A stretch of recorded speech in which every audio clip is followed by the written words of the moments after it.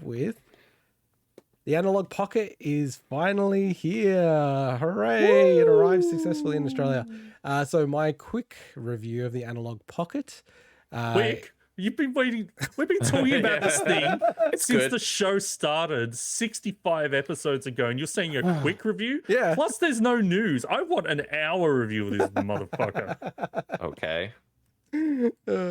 Look, like, I genuinely was going to go, it's great. All right, let's move on. Let's move on to the next segment. Look, I love it. It's overall thoughts.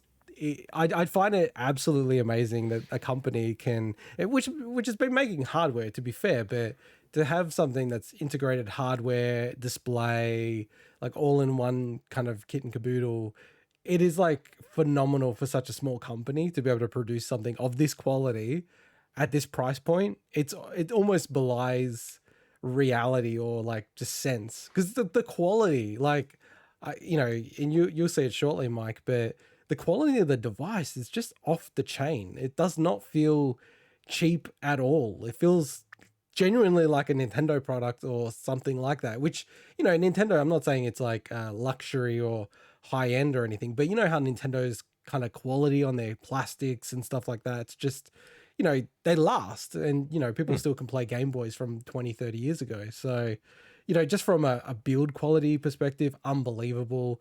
I love the form factor. I think I said before it got announced, it seemed like they were making this device that I would have preferred it to be more like a Game Boy Advance orientation, more like a landscape, the original Game Boy Advance. But having said that, it's very much like built to play Game Boy games. Like, that's the intention of it. And I kind of love the way it's actually been put together. From my perspective, I've got small hands. We always talk about this. Mike has big hands and Swinny has normal sized hands for our heights, which are almost all the same height. That, for me at least, like the hand position of it, it's awesome. Like, I was actually getting worried about the triggers being so kind of relatively high up, because if you look at in the sort of footage if you're watching on YouTube, it's sort of like they're very high up relative, like to like the grip position. I'm like, oh, I'm getting a bit nervous about that, because other devices didn't have that orientation. Like the SP, it was a bit further down, but I've had no issues. I played Drill Dozer, which requires you to constantly use, especially the R trigger or the L trigger, to be completely fine. Like, but is that about the same distance as on a full-size controller, you reckon, with the triggers? Nah, definitely not. Even longer distance? I don't think, because the hand orientation is just more comfortable. Like, I've got my PS5 controller here. Like, this is my PS5.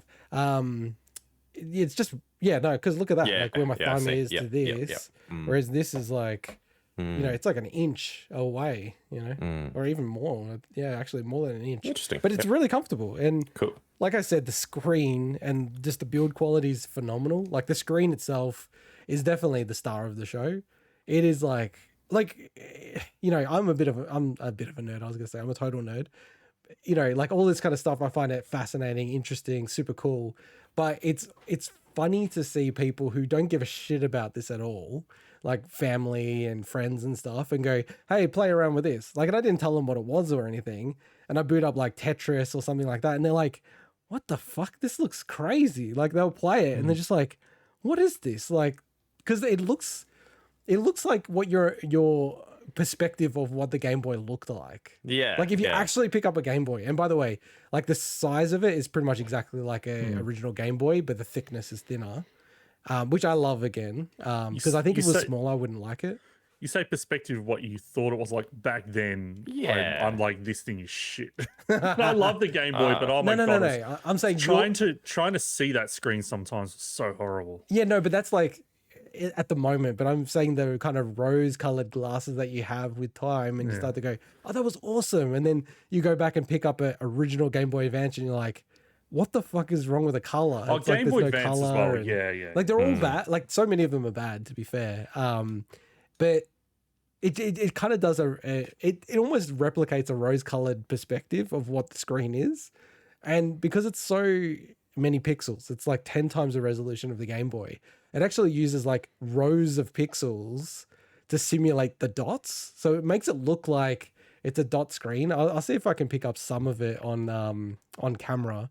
But and the sound, you know, this is such a nuanced point, and like we're gonna go deep on this because we're gonna go for an hour, but I get so pissed off with devices where I can't bring the sound down really, really low.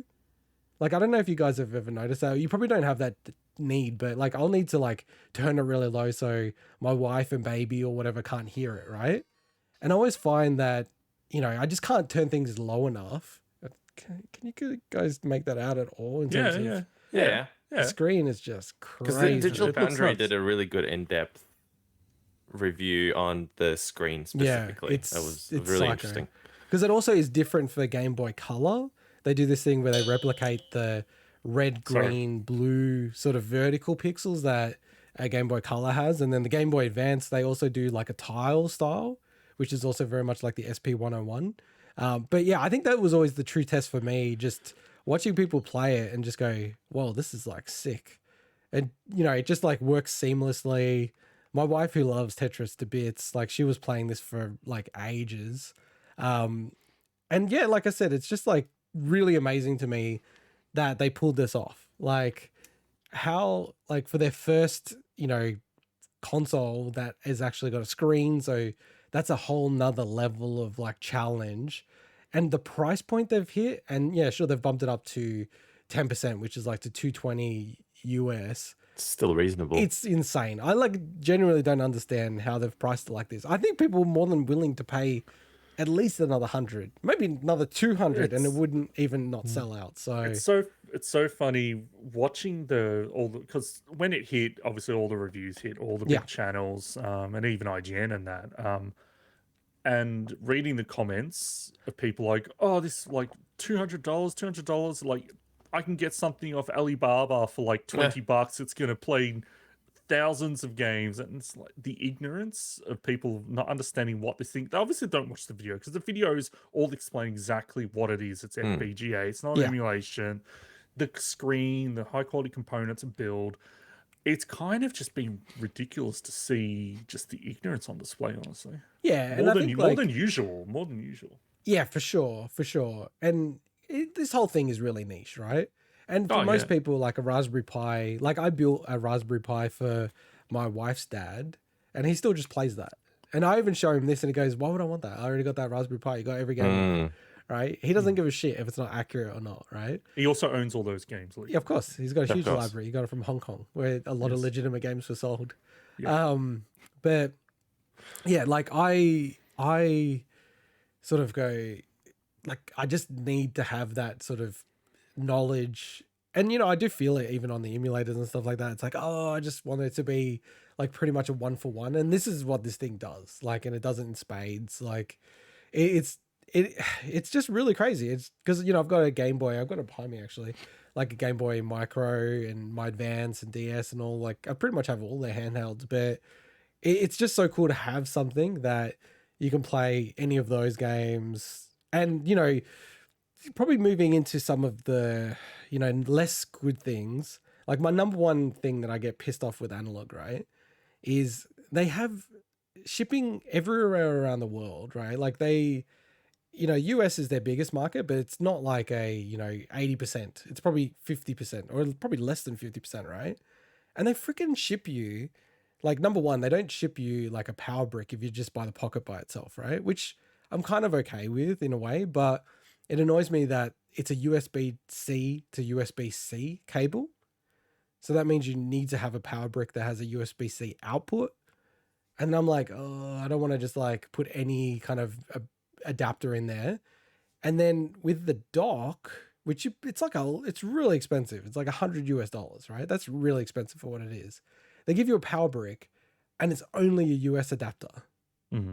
I'm like, this is such bullshit, man. Like, no But they one don't does even this. give you like the little plastic bits to convert it. Wow, that's. And honestly, man, like I know they're a really small company, and I've run a small company before, but they've got to change that shit. That's really fucking annoying because I literally was like, great, now I can't use this, and I don't have anything that delivers the kind of power that's required. To power Right, the I was dock. gonna say you can't just use a Nintendo Switch. No, because you need to number one, I don't want to be buying all this shit and then trying to go, oh yeah, I'll just power it with like, you know, 15 watts when it's asking for like 18 or, you know, in different amp and all this other kind of stuff. It's just not worth it, right? I'm like, what a dumb decision that would be, you know, get all this kind of stuff and then blow it up or something.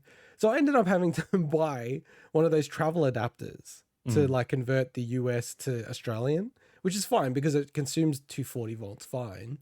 But it's just like, what a shitty like experience, right? It's like, oh, okay, I can't do this. Oh, I gotta go. And I'm like, dude, like, why would they even ship it like this? It doesn't make sense to me. To be clear, I think they do say that. They say but it. Yeah, it's not good. It's not good, regardless. So. It's just, it doesn't, you don't need to do that. Like, you know, no device apart from like these kind of bespoke devices these days come like that. They all come with those like little drop-in sort of, you know, adapters that you're talking about. I think my latest iPhone didn't come with it. I think it just came with the cable from memory. No, but I'm saying that's different if you just give the cable. If you give the cable, it's like, okay, you got to, you know, that's understandable to a good degree, right? But if you give a power brick, it's got to have the adapter or have the Australian adapter product. Or have like a UK adapter or China or whatever, right? It's stupid to just have, here's the US one for the whole world. And it's like shipping internationally. And then going on to that second point, the shipping, man. Fuck the shipping of Analogue, man. Fuck them with their shipping. It sucks. Was you know, it they use $90? FedEx, which is like shit. $90 Australian or something? Yeah, it's fucking crazy. No, right? it's $90 US. US. Sheesh. Yeah, it's fucking bullshit. Like, I hate their shipping. I hate the way they do it. They use FedEx, which sucks in Australia. Like, I was so paranoid because I've had the like number one company in Australia that I have had the most issue with is Couriers Please. They're the worst. Never use them. If anyone uses them, I literally avoid companies that use them. I'm like, I'll never order anything from a company that uses Couriers Please. But FedEx is second worst, and they're just horrible. Like, and it was sitting in like it took ages to get to Australia, in my opinion. Like, for how much money you spend on like express shipping to take like 10 days or whatever it was. But it actually sat in like a distribution center like 10 kilometers from my house for like 3 days. Yeah, well, that's not. That's FedEx. It's not. It's horrible. Analogue's fault. Yeah. Well, no, it is because they're using that service to ship. It's not good. I'm not excusing it all. It is obviously also Christmas time. Sure, but I've literally ordered things from America after this had already been shipped, and it arrived before. Yeah. And this is like supposedly the highest express, fastest, you know, you can pay. It's just, to me, you can't excuse it, man. Like, they're really bad. Like, people in America are still waiting for their orders to come. And yeah, it just kind of like that part really annoys me. But outside of those two things, like, I'm maybe, you know, I think people would call me an analog shill, but it's interesting, right? Like, it's very beta for like a product that's like released from a software standpoint. Yeah, from kind of like the whole experience, right? Like, you turn it on, and I'm fine with that kind of stuff, but I don't think, this is how I'll say it. This device to me is literally built for Swinney, right? And I don't say that as a criticism at all, right? Like, sounds like what I would it's like, it's meant to work. You open the box. Like, the right experience for the Pocket is just buy someone a Pocket. They open the box. They've got a whole bunch of Game Boy games that they've had as a kid or Game Boy Advance. They plug it in, they play, right? But you boot it up and it's like, oh, update the firmware.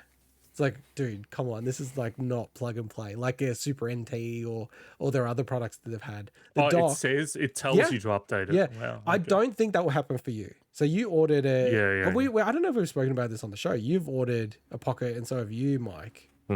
Yeah. So mine will arrive in 2023. Mike's will arrive sometime in Q1 next year. Or maybe earlier. Maybe. But yeah, like, I think for you, like, they'll obviously have the updated version and everything, and it'll be plug and play. But for me, that's what I'm saying. It feels like a beta version. It's like I booted up, and I could have played it straight away, but it does say you should update the firmware. But the dock, you had to update the firmware. It doesn't work unless you update the firmware. So that's crappy. And I'm like, this is dodgy, right? And even when I just turned it off, but I should have left it on. Even when you turn it on, right, its main screen actually has like these features, but two of them are grayed out because it's just not available. So like, you go play cartridge or like it's library and memories, but you can't access them. So the thing is, I think those are sacrifices that most people would be willing to handle, considering they would have had to delay it longer to probably get that stuff in. in there. Yeah, but this is where I'll because I'm normally pretty fair to Analog, I think, like overall, or maybe like maybe too lenient on them, like versus everyone else. Because I was very like, oh look, if they need to delay it, there's a lot of stuff happening with chip shortages, all this other stuff. This has got nothing to do with chip shortages, like having core features missing from the Pocket, right? Like I can't plug in my analog dock to my DAC, and so what the DAC does is I can then plug it into a CRT. So I actually want to plug in like to play Game Boy and Game Boy Advance games on my CRT, right? I can't do that, even though it's meant to be able to do that. They only said this a few months ago. It's not going to be able to do it on launch, right? Like all of these things are not like chip shortage. Got nothing to do with the chip shortage, right? So like, would they have actually been ready, like to ship it earlier this year? I don't think so. Based on like where the OS is at, it's not buggy. I haven't had like any bugs. It's just you can see that there's a lot of core features that are sitting to the side. And the other one is, I was speaking about this the other day, and I was actually thinking about Mike. I'm like, what are you even going to play on this, Mike? Because you can't jailbreak it or anything. You can't hack it. You can't jailbreak it. What are you actually going to play? Do you have Game Boy games? I've got some DS games, but no Game Boy games. He can borrow Metroid Fusion from me. Yeah, that'll I'll last you for a bit. No, I was gonna pop into my local caches and I don't think they were Game Boy games. Some do, yeah. Really? I've looked around. Some of them do, yeah. So Okay. that was my plan anyway. Just get some. Because they're going to release the 1.1 decent games. firmware supposedly next month, January. And they still haven't, like, they do this thing where it's like unofficially the firmware gets jailbroken. You can load ROMs from the SD card and it just magically appears like a week after release every single time. That has not happened this time. And, people are like either number one, freaking out, or number two, speculating that they're waiting for the 1.1 release, which kind of makes more sense in my opinion. But And just a heads up, Mike, there are so many dodgy repro carts on eBay. Look, some of them, they might be fine, but just beware that if a Game Boy game is like $10 on eBay, I know you're smart with eBay, you're way smarter than me, but just I don't think you bought that stuff off eBay. Like even good friend of the show, Joe Jives, I think he remembered he was buying some like Game Boy Super Mario Brothers Advance games, and they were just like the dodgiest repros ever. So yeah, I do remember that. yeah, I'd be really. And that was years ago. So it's probably worse now. Yeah, so I would record yourself opening them up and checking the actual chips, because they can damage like a normal Game Boy, and definitely they could damage the Pocket. Wow. Okay. But like I've kind of got, I said a few of the things that are a bit annoying with it, but outside of that, like it's freaking awesome. It actually blows my expectations out of the water. It pretty much like hits every beat that it promised it would, like at the core level, which is plug in a Game Boy game, it works. Plug in a Game Boy Advance game, it works. And it's just, the screen is sick. The sound is super loud. The controls, I know like a lot of people are bitching about the controls. They're totally fine, man. Yeah, like question, what's the D-pad like? Yeah. It's like not the greatest D-pad, but it's like, A tier D-pad, B tier, high B at worst, right? It's, okay. Look, it's way better than, like I'm just trying to compare, like it's way better than the Switch Pro D-pad. I hate that D-pad. Wow. Okay. It's a good Cool. D-pad, and like the buttons are clicky, like, I don't know, like I've had no issues, and I get very pedantic with this stuff. My whole concern with this, honestly, was, and this is very old now, but originally the middle buttons were meant to be right underneath, like vertically aligned. I remember seeing screens there. Yeah. And I remember seeing that, going, "Oh my god, that would be so annoying if that's the one thing I was like, damn." I almost think I'll wait for a revision. Do they move it? Because it's horrible to have it there, but they moved it before they manufactured it. Okay, cool. So. The only thing, and this is super finicky, and maybe when I see it in person, I'll change my mind. And I don't know if it's a requirement, but then putting that little FPGA kind of thing on the bottom left, isn't there? Is there something on the bottom, or was that a sticker? Yeah, no. It's an embossed thing. Yeah, that's the only thing I'm like, did they need to put that there? It just felt a little unnecessary. That's just It a would personal look thing. cleaner without it, but yeah. Yeah, that's just a personal thing. Yeah, I get it. I think the whole point is, I don't mind it, to be honest. And I think like when you see it in person, the design language is like, it's just off the chain. Like Mike will really appreciate it. Like even if you open it up, you need a tri-wing screwdriver. Like they have like heaps of stuff underneath it. Is Like- it how heavy is it? Is it It's hefty, but it's do you know? I don't know if you've got a Game Boy to compare it to, but is it heavier than an Okay. old school it Game feels Boy? like a DualShock controller. Oh, that's pretty It's light then. it's probably lighter actually when I feel. Oh, okay. Yeah. That's cool. Yeah, no, it's about the same weight, if not lighter than DualShock. I've got the DualShock pretty hefty. It's like a chunky boy. So it's it's probably about the same as a Game Boy-ish from memory, but it's thinner. But I've played it for hours and I haven't had any issues. No one said, wow, this thing's really heavy. You know, that immediate reaction of like, Jesus, like what the hell is this thing? But no, like I said, man, it's friggin' sick. Like I'm super happy with it. It's a little bit beta. Like, you know, the dock is pretty cool, but like some of the controllers don't work on it yet. They updating, you know, being the animal that I am, I have like so many controllers, so I could test out a whole bunch of different ones. So yeah, I was able to use one of my old Bluetooth ones and that seemed to work fine, but my 2.4 gigahertz one doesn't work, which is a bit more responsive, but they're saying that's going to be updated. So yeah. Now, just going through the stuff that's available on the Pocket, that's the last thing I wanted to round out before we go on to Worms is my opinion. It's like, I just feel like the actual Pocket is the star of the show and you kind of don't need anything else, right? Like that's the thing that is just like insane value for money, in my opinion. It's insanely cool. As in, you don't need the dock and well, I'll the go other through each accessories, you one, mean? but I just Okay, right, like right. headline is, you know, the Pocket itself. And then if you've got a bunch of like Game Gear games, TurboGrafx 16, Lynx, Neo Geo Pocket, obviously that's like get the adapter. But yeah, like the Pocket itself is amazing. But going to the dock, it's like I do like the dock and I will use it. I've used it already, but it's very much like I would think about whether you use the Switch in docked or portable mode. If you're mostly portable, I wouldn't get a dock, in my opinion. Right?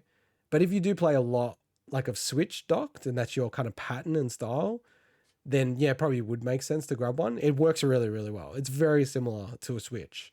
Like you just kind of have it on, plop it in, and then it switches over to the TV exactly where you were. It's like I said, it's amazing a company this small can achieve this much, right?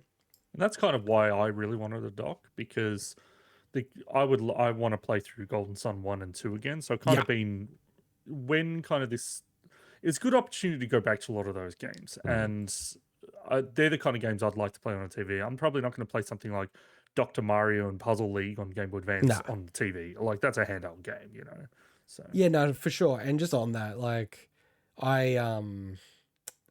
like the Game Boy Advance has such a cool library of medium-sized games where they're still pretty chunky games, but like perfect for someone like me who like with a family. I can't have too many games which are hundreds of hours long. Like I just you know, that's why I've got Red Dead Redemption 2, you know, just so I can play these games. But you don't have to spend hundreds on that.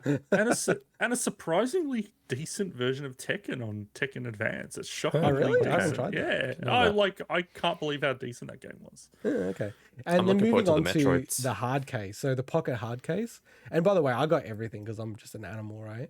But the Pocket hard case is a big L for me. It's like Even for traveling? I would never use it for traveling.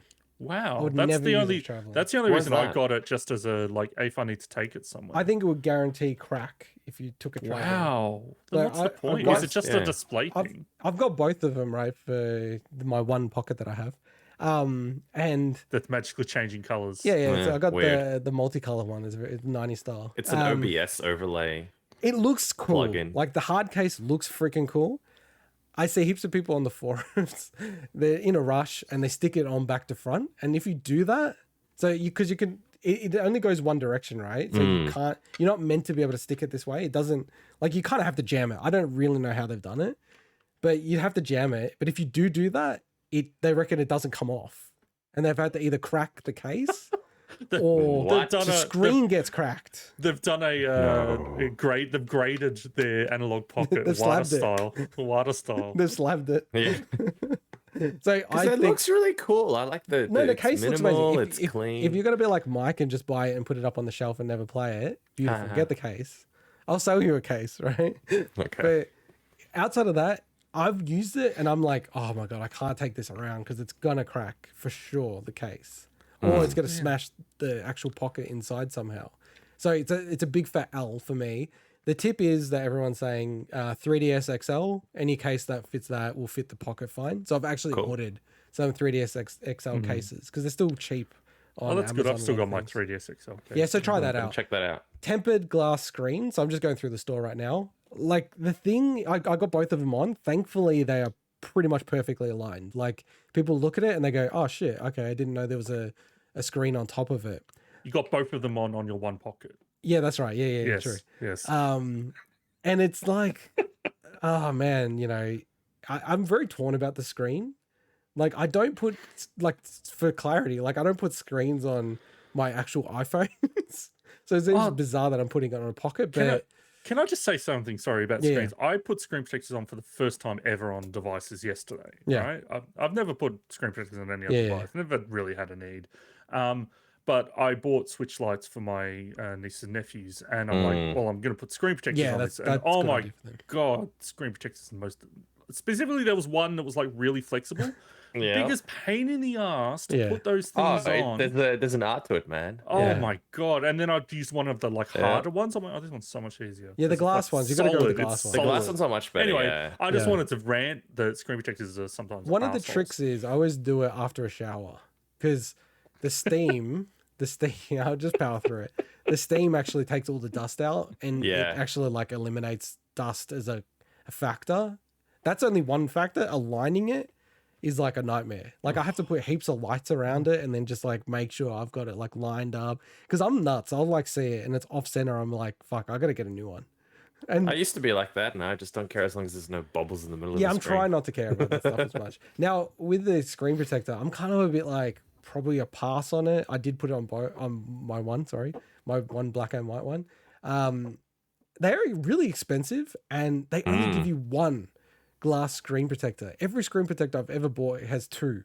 Yeah, because you always screw the first one. Correct. And it's like that actually made it feel like so much more pressure. Yep. Now I played it without it and with it. You can't really tell the difference. So tick from that perspective, but I'm a bit dubious on that. In terms of the fast charging USB-C power supply, that comes with the dock, by the way. So if you're ordering a dock, you don't need to add that to your order. Like I'd kind of put an L on that because it only is US style. So it's just better to buy an Australian one that already has the adapter on it. I've already said all the adapters, like if you have those consoles, big fat W on them. And then also the pocket to pocket link cable, I'd highly recommend picking one of those up. You can use the original link cable, like the Game Boy link cable or the Game Boy Advance one, but it's always good to get like a new one of those just because like it seems pretty high quality. But if you're not planning to ever link it to another one. Well, that's a factor, of course, right? That's a factor. But I'll just say, sorry. If you have two, then you definitely would want it. Oh, yeah. That hard case on Analog's site, they say impact resistant transparent case. So if I trust you more than that wording, but that's interesting. They put impact resistant. Yeah, I'm sure it's impact resistant, but like it's super hard plastic, to be fair to them. But I just would not. Even my wife was like, don't like bring it in the case, it'll smash for sure. Like you just feel it and you're like, oh, this is not going to last if I use this. And then, I can't really comment about the nano loop stuff. I've mucked around with it a little bit, but I don't have like a keyboard and all that other kind of or synthesizers. So yeah, like I think ultimately like the Pocket is a big fat W, and then it's like the dock, it's really up to you. Like if you're going to play it docked, and you definitely know you will, I would recommend people don't buy it if they're not 100% certain that they're going to put it on the big screen. Because it's like the screen itself as well is so amazing. It's almost like... It's the centerpiece, right? Yeah, you don't want to put it on the dock. Right, because it shows up all the flaws of the game so much more extremely, like on the big screen. So that's our review of the Analogue Pocket. Is there any questions? Yes. Go, I have two questions about it. So this thing is called the Analogue Pocket. Yeah. So my two questions are, number one, nothing analog about it, is there? It's all a digital stick, digital buttons, not analog sticks. It's got analog components. I'll say something about analog. That see the the analog logo, the dot and the dash. Is that analog? Yeah. No, the dot and the dash. That is Morse code for A. Ah, that is which really also cool. A for analog. It's like that is the awesome. I weird like level of that. detail That is this really, company really goes cool. to. They're crazy. And a second question I have is, it's called the Analogue Pocket. It can't be Have you- pocketed. Okay, right. So it's It's neither pretty analog big. nor It's pretty fitting big. into your pocket. Got it. Well, if it's the same size as the It Game should Boy, be called a digital it depends. purse. If it depends on how big your pockets are. It's true. If the Depends Game on Boy how was big the it is. same. You know? Yeah. The Game Boy was Yeah. thicker though, so that was even harder. That's what Yeah, she but they said. never called it the Game Boy Pocket. But they showed people They putting never into called their it. pocket. They never called it Oh Game yeah, Boy the Pocket. Game Yeah, To be fair, the Game Boy Pocket was smaller, so it was a lot smaller. Yeah, a lot Yeah. thinner and a lot less thick. just also the fact is you can still actually get this as well. So Yes. I'm on the Saw that. site now. Just know that any pre-orders you make now would be 2023. I guess delivery whenever in 2023 they haven't said. So Well, I think Oh. one thing that's really interesting about it is they've removed the Super NT and the Mega SG completely from the store. So Which sucks. previously it was like you either pre-order or you could buy it, and now they're all gone. And even the DAC that I own is gone as well. I'm like, oh, that's a bit like weird. So yeah, it looks like they're gonna have to focus on the Pocket for a while, just given the demand that it has. I think it was like over 50,000 orders when they opened it up again, and that was on top of the whatever the first run of Backlog, orders, yeah. like 15,000 or so orders potentially. So very popular boy. But yeah, no, it's If this awesome. is- I'm very happy. If they're gonna open this up and there'll be a crack for it, I guess. I could see the popularity going up even more. Yeah, Being able to play SNES on it and stuff like that would be amazing. like that will definitely happen. It is funny though how many people bought it with no games, just expecting that it will have a jailbreak straight away. Mm. And they're like going crazy on the forums, like, where the hell's this jailbreak? I've got nothing to play. It's just sitting there doing Can't nothing. I'm expect like, it. who would buy this without having any Game Boy games or Game Boy Advance games? Very strange person. So Yeah, I don't know but who would do such a thing. highly Someone highly who recommend. hopes the cash converters or their friends can lend them games. highly recommend it. Love it. Surprised it lives up to my expectations. So that's our Awesome. review of the Analog Pocket, and now we'll move on